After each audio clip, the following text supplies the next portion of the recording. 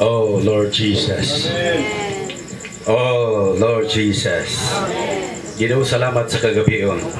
Salamat sa imuhang pagpahaluna sa panahon bisan sa sitwasyon. Ginoo, magdaig minimo. Magpasalamat minimo sa tanang higayon. Oh Lord Jesus. May gabi mga higala, mga igsoon. Nining ika-5 kagabi Kalima, no? Kalima kagabi nga pagserbisyo sa pulong. Ang iglesia sa Oroquita ni pahigayon. Dayon kining atong igsoon Osmundo Munding, no? Naglibog ko ganina kinsa gutong munding kanunay ramday nang ikita ni Juna. Wa lang nako na ilhi ang ngalan pero ang yang dagway pamilyar kay nako kay sige maming maglamanuhay ni diay. Mao nga sa pamilya, no, sa mga anak, mga igsuon munding, dayon sa mga kaigsunan ugmang adlaw ato na magining ibiyahe na to nya kining pagbiyahean niya perting layo kayong panaw nga naman di na magini mo balik di na mo balik mas maayo pa tong mo abroad ka kay mahuman imong kontrata sulod sa 2 ka tuig pwede na po natong igkita ang atong minahal sa kinabuhi magmalipayo na puta pero kining hitabua biyahe gini nga perting layo no kay di naman mo balik maunang kita nga mga katawhan nga dunay pamilya, mga anak, ginikanan, ug mga suod nga mga kahigalaan. Nagkinahanglan gyud nato ang maayong pagtinagdanay. Nga naman, kay inig kawala na nato. Inig kawala na ug kinsa nang muuna. Unya nakapasipala bakatang istorya maulahi na rabagyong mga pagmahay kay ay pata mga igpasaylo og di nato siya mudawat nimo, diba brad?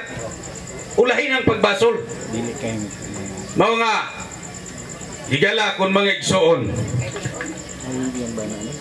nasayod na bapunta sa atong gilingkuran karon og kita na unyay maingon ani pariha niya nasayod baka tapod o asa tapadulong kay basin unya og kaning nialahi naman nga kalibutan niyang adtuan karon kita ani lahi pod ni nga kalibutan sa mga buhi ning atong gipuyan pero kaning iyang biyahian ugma lahi na pod nga kalibutan nan karon kitang mga buhi kamo diha mga buhi no og dili ta masayod og asay atong padulngan basig di ta magkadimao inig abot dito sa padulngan kay mo biyahe man gid di man gid mapugnan unya kada isa pod nato musunod putag biyahe ani moingon mog simba ko naayo gid mo pihog simba kay higala igsoon kining atong gipuy-an kining yuta nga atong gipuy-an kabahin sa universo nga ang universo sa Pilipos 2:10 dunay tulo kaliyer dunay tulo kahunta langit yuta o ilalom sa yuta. Ang langit puyanan sa mga siya nagpuyo dito, puyanan sa mga manulunda. O ang yuta puyanan sa mga tao. Mauning kalibutan na karon. Unya ang ilalom sa yuta mauni padulngan sa atong igsuon nga ni pahulay na. Tanang nangamatay gikan sa taunang tao nga gibuhat, nga mao si Abel ang unang tao nga namatay. Hangtod kang igsuon munding dadon gyud didto sa iyang biyahian nga mao ang Hades. Sa Grigo na nga pinulungan Hades, pero kung sa Hebrewanon Sheol, sa daang tugon. Sa bagong tugon gitawag siya Hades. Tanang nangamatay gikan kang Abel dadon didto sa Hades. Ang Hades tipiganan sa tanang nangamatay. Tanang rasa nga tao, maitong kag maputi, mapilipino, tuwa dito. Giingon sa atong igsuon ganina nga na-divide na siya sa duha ka seksyon, sa Turmen seksyon o sa Plisan seksyon. Agoy, kinahanglang masayod mo, masayod ta, o asa ka tapadulong diha adto magkahatas Turmen seksyon. Mas maayo kayo kung adto ta sa Kalipayan. Ya kadtong naa sa Kalipayan, mao to'y tinuod nga nakapahulay. Kay mismo si amahang Abraham o sila Saro nagmalinawon man sila dito. Di mo to'y tinuod nga nakapahulay sa kalinaw. Diba? Kabantay mo diha sa menteryo nga dunay mga kuros. Naay kuros nga gibutangan og PSG, pahulay sa kalinaw. Naapoy RIP, rest in peace. Ang tinuod nga nakapahulay kadtong dunay kinabuhi sa Dios. Bisan pag-unsaon nimo marka og dako nga PSG o RIP imong kuros o aning buhi pagagwa diyo ka kabaton o kinabuhi sa Dios, adto ra gihapon ka Turmen seksyon kauban sa taong dato nga walay pagtuo sa buhi pa siya. Busa higala kon mga igsuon, kay gaginhawa man ta niini mga panahon na. Hinaot unta nga bukas ang atong kasing-kasing sa pagdawat nining Kristo nga gitanyag sa tagsa-tagsa kanato. Wa nay laing higayon. Kay ang nahimong babag sa mga tao nga mutuo murag dili tungod sa mga pangagpas, tungod sa mga trabaho, tungod sa kabisi, no? Bisan ang mga magtutuusab mabisi mao nga salamat sa Ginoo nga nituo ta. Ang mga magtutuo nituo nga ang Dios diha kang Kristo nagpaambit og kinabuhi ngadto sa mga katawhan. Aron ang tao nga laglagunon sumala pa sa gipaambit sa itong igsuon ganina nga malinaw kalayo tinuod sa Bugna 20:15. Linaw kalayo gyud ang destinasyon sa tao, pero ang Dios nga dako nga Dios sumala pa sa basahon sa Tito 2:13. Dako nga Dios ni kanaog nahimong tao, nagkinabuhi siya ingon nga tao, gilansang sa krus, namatay, gilubong,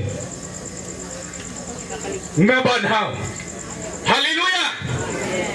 Nga nahimong espiritu nga taghatag o kinabuhi. Andam na siya musulod sa tao nga dunay pagtuo. Ingon siya sa Juan 3:16, kay giyugma sa Dios ang kalibutan, tungod niya na gihatag ang niyang bugtong nga anak, aron ang tanang mutuo niya dili malaglag, kundili makabaton hinuon og kinabuhing walay katapusan. Mutuo ba mo ane? Amen. Amen. Ang kinabuhing walay katapusan, dili na nimo kanang hangad-hangaron sa langit, kundili espiritu nga taghatag og kinabuhi. Amen.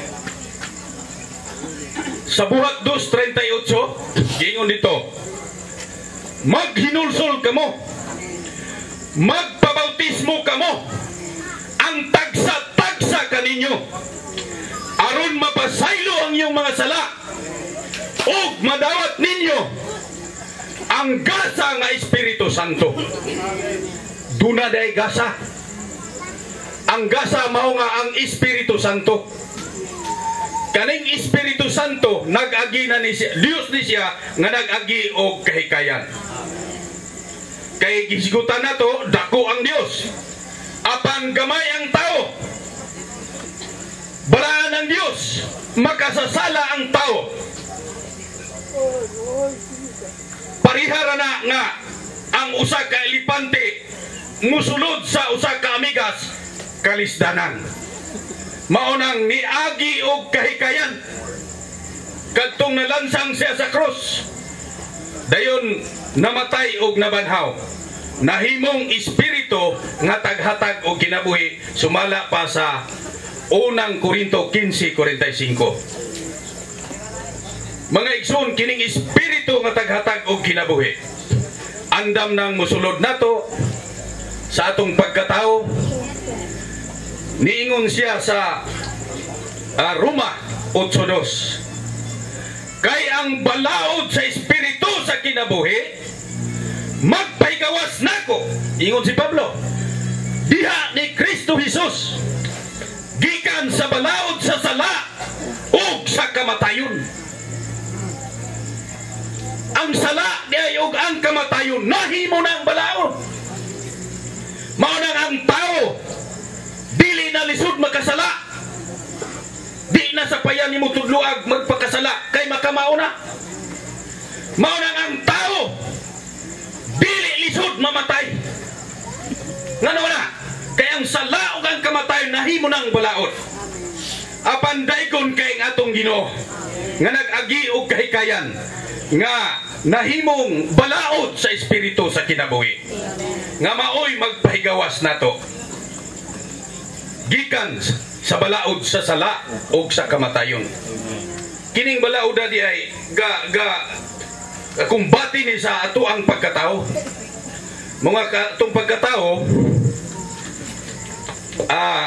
gikan sa ay kay kasagaras mga tao magrumingon nga magbinuutan sila kay moatubang dito sa Dios. Magbinuutan ta kay hapit ng 2026. Dayon hapit na siguro mubalik ang Ginoo, magbinutan ta. But pasabot nga himuon nila sa ilang kaugalingong kahimuan nga mahimuot ang Ginoo. Unya kay bisag unsaog panipsip nimo sa Ginoo kung pinaagi ana, dili gyud kadawaton sa Ginoo, kay di na mo gikahimutan niya. Busa dawaton ang balaod sa espiritu sa kinabuhi, kay munay muusab sa dagway sa atong pagkatao. Mao nga bisag unsay atong nabatunan ining yuta, madungganon man ta, daghang tagkabtangan, daghantag nakatunan. Higala ko igsoon, kung muabot na to ang kamatayon, lapidara na kutob, imarka ng imuhang ngalan diha, Attorney Joel Castillon.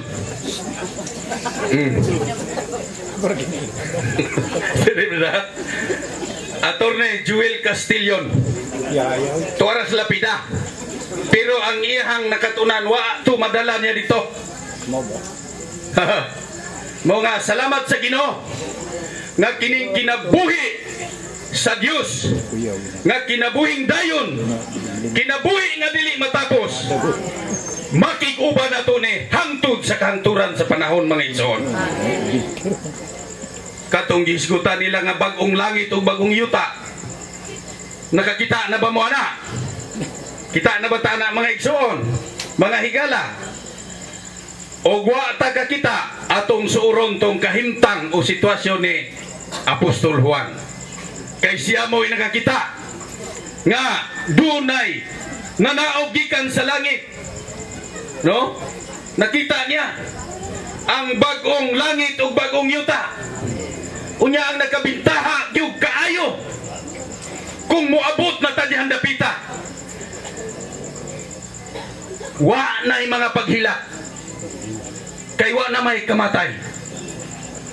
Kaning ato ang kahimtang karon, sitwasyon nato, pila binggulya nga kay ato ang nasod.